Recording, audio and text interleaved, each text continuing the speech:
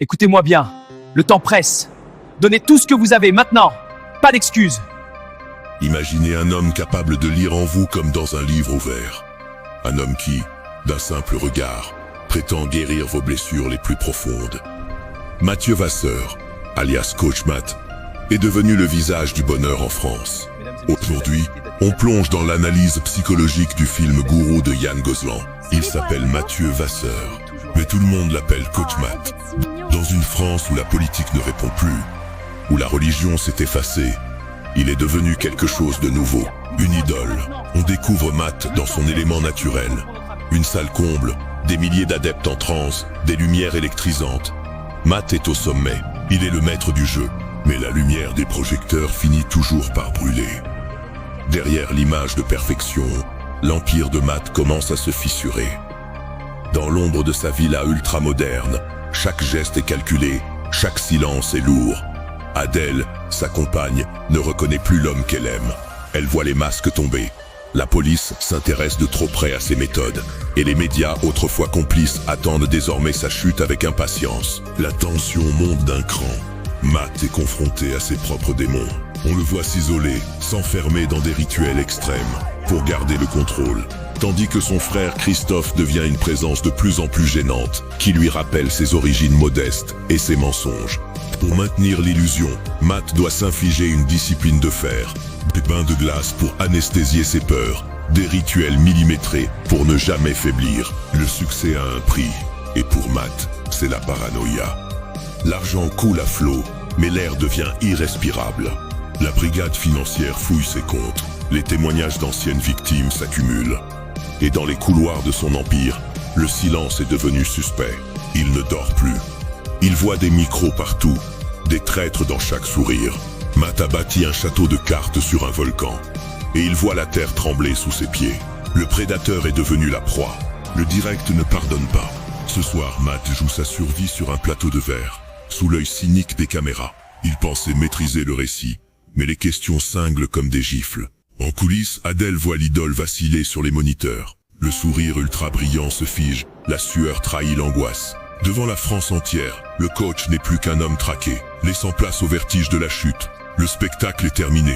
On marque une courte pause dans cette descente aux enfers, juste pour vous demander de liker la vidéo si cette analyse vous passionne.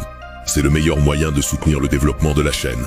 Et si ce n'est pas encore fait, rejoignez la communauté Le Clap de la Fin en vous abonnant et en activant la cloche. Comme ça, vous ne manquerez aucune de nos prochaines explorations cinématographiques. Merci à tous. Allez, on retourne dans la paranoïa de Matt. L'idole est tombée, et la meute est lâchée. En quelques heures, le nom de Matt est devenu synonyme de scandale. Les flashs des paparazzi remplacent les projecteurs de scène, et chaque sirène de police dans la nuit semble crier son nom.